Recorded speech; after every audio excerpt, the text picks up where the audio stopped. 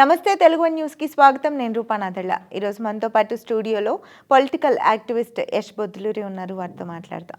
Sir నమస్తే. నమస్కారం. లోకేష్కి సంబంధించి రీసెంట్గా నేను మీది ఒక పోస్ట్ చూశాను. అంటే చంద్రబాబు నాయుడు గారు ఆయన స్కూల్లో పిల్లలతో పాటు కూర్చొని భోజనం చేసిన తర్వాత ఆ ప్లేట్ ఆయన తీశారు.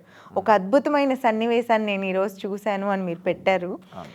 సో అది చూసిన తర్వాత ఈ మధ్య రీసెంట్గా ముఖ్యమంత్రి ఫొటోస్ జనరల్గా బుక్స్ మీద వేసుకుంటూ ఉంటారు. అలా చంద్రబాబు నాయుడు గారి ఫొటోస్ కూడా ఉంటే లోకేష్ తీయించేశారనమాట. సో ఇలా చూసుకున్నా, ఎలా ఆయన వ్యక్తిత్వం చూసుకున్నా, చేస్తున్న పనులు, తీసుకుంటున్న బాధ్యతల్ని చూస్తుంటే ఆయన కూడా తండ్రికి తగ్గ తనయుడు అనిపించుకొని ఫ్యూచర్లో పొలిటికల్గా ఆయన్ని మించిపోతాడా ప్రజలకు మంచి చేయడంలో అని అనిపిస్తుంది మాకు. మీరేమంటారు? లోకేష్ గారు తండ్రికి మించిన తనయుడు. అవునా? ఓకే. చంద్రబాబు నాయుడు గారి కంటే 100 స్పీడ్ దూరం, చాలా స్పీడ్గా జెట్ స్పీడ్లో వెళ్ళిపోతున్నారు ఆయన. ఎందుకు చెప్తున్నానంటమ్మా, ఒక విజన్ ఉన్న నాయకుడు ఏ రకంగా పనిచేస్తాడో మనం చూసాం. అర్థమైనా?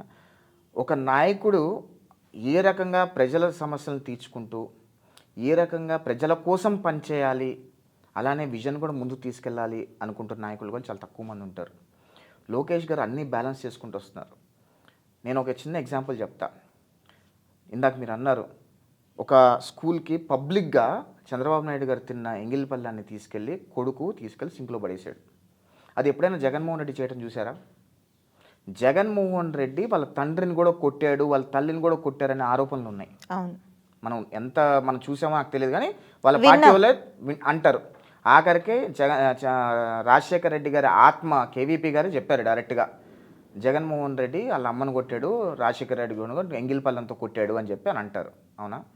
నేను ఇక్కడ ఎందుకు డిఫరెన్షియేట్ చేస్తున్నానంటే, ఆంధ్రప్రదేశ్ రాష్ట్ర ప్రజలు ఒక విషయం ఆలోచన చేయాలి. లోకేష్ గారు ఎలాంటి మనిషి, జగన్మోహన్ రెడ్డి ఎలాంటి మనిషి. జగన్మోహన్ రెడ్డి తన తండ్రిని చంపేసి ముఖ్యమంత్రి అయిపోదాం అనుకున్న మైండ్ సెట్ ఉన్న మనిషి జగన్మోహన్ రెడ్డి. లోకేష్ గారు తన తండ్రి ముఖ్యమంత్రి పదవిలో కూర్చోవాలి అని చెప్పి యోగలం పాదయాత్ర చేసి తన తండ్రిని అధికార పీఠంలో కూర్చోబెట్టాడు. అది జగన్మోహన్ రెడ్డికి లోకేష్ గారికి ఉన్న డిఫరెన్స్. వైఎస్ జగన్మోహన్ రెడ్డికి లోకేష్ గారికి ఉన్న డిఫరెన్స్ ఎంత స్పష్టంగా ఉంది అంటే, ఒకలేమో తండ్రి బావు కోసం, తండ్రిని ఒక స్థాయిలో చూడాలనుకోవడం కోసం లోకేష్ కష్టపడుతున్నాడు. ముఖ్యమంత్రి పదవి కోసము తండ్రిని చంపేయాలనుకొని బొక్కబార్లా పడి ముఖ్యమంత్రి పదవి దొరక్క బాబాయిని చంపేసి ముఖ్యమంత్రి అయిపోయిన చరిత్ర జగన్మోహన్ రెడ్డి. సో లోకేష్ గారు తండ్రిని మించిన తనయుడని ఎందుకంటానంటే, ఈ రోజు కూడా లోకేష్ గారు ఆయన ఐటీ శాఖ మంత్రిగా ఉండి గ్రౌండ్ ఉన్న క్యాడర్లో ఒక వ్యక్తి మెసేజ్ చేసి నాకు ఈ కష్టం ఉంది అని అంటే ఇమీడియట్గా ఫాలో అప్ చేసుకుంటూ ఇమీడియట్గా వాళ్ళ యంత్రాంగాన్ని అంతా కుర్మాయించి ఆ ప్రాబ్లం సాల్వ్ చేయడానికి పనిచేస్తున్నారు. మీరు ఎన్నో చూసి ఉంటారు. ఎన్నో సమస్యలు ఆయన ప్రజా దర్బార్ ద్వారా కానివ్వండి, ట్విట్టర్ ద్వారా కానివ్వండి, మా ప్రసార మాధ్యమాల ద్వారా కానివ్వండి, ఏ ఇష్యూ ఆయన నోటీస్కి వెళ్ళినా సరే ఆ ఇష్యూ ఇమీడియట్గా టేకప్ చేసి సాల్వ్ చేసే ప్రయత్నం చేస్తారు. బహుశా నాకు తెలిసి ఉమ్మడి ఆంధ్రప్రదేశ్లో కానీ, విభజిత ఆంధ్రప్రదేశ్లో కానీ ఏ నాయకుడు కూడా ఈ రకంగా చేసిన దాఖలాలు ఎక్కడా లేవు.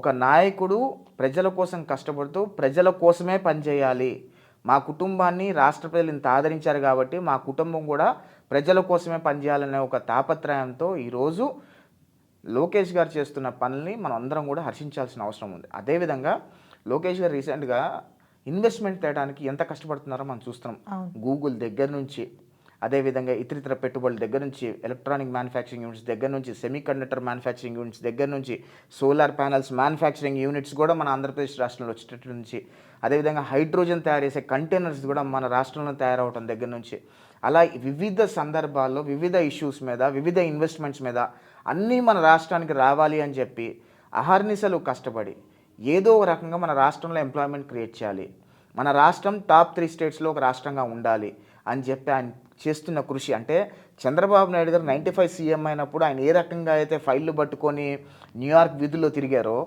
ఏ రకంగా అయితే అమెరికన్ కంపెనీల చుట్టూ తిరిగారో, అదే స్పీడ్లో లోకేష్ గారు కూడా తిరుగుతున్నారు. అంటే నిజంగా తండ్రిని మించిన తనయుడని మనం అనుకోవాలి కదా. అదే ఇక్కడ ఆంధ్రప్రదేశ్ రాష్ట్రానికి ఖచ్చితంగా లోకేష్ గారి నాయకత్వం అనేది చంద్రబాబు నాయుడు గారి నాయకత్వం కంటే కూడా లోకేష్ గారి నాయకత్వం ఇంకా బలంగా పనిచేస్తుందేమో అని నేను అనుకుంటాను. ఎందుకంటే చంద్రబాబు నాయుడు గారు వయసు కూడా మీద పడింది. ఇప్పుడు బేసికల్గా ఆయన best CM, definitely, no doubt about it. But next generation ఎవరు ఉంటారు అనేది కూడా ఒక ఆస్పెక్ట్. సో నెక్స్ట్ జనరేషన్లో ఉన్న నాయకులలో కంపేర్ చేస్తే లోకేష్ గారు definitely a very best visionary leader and effective leader అని నేను అంట.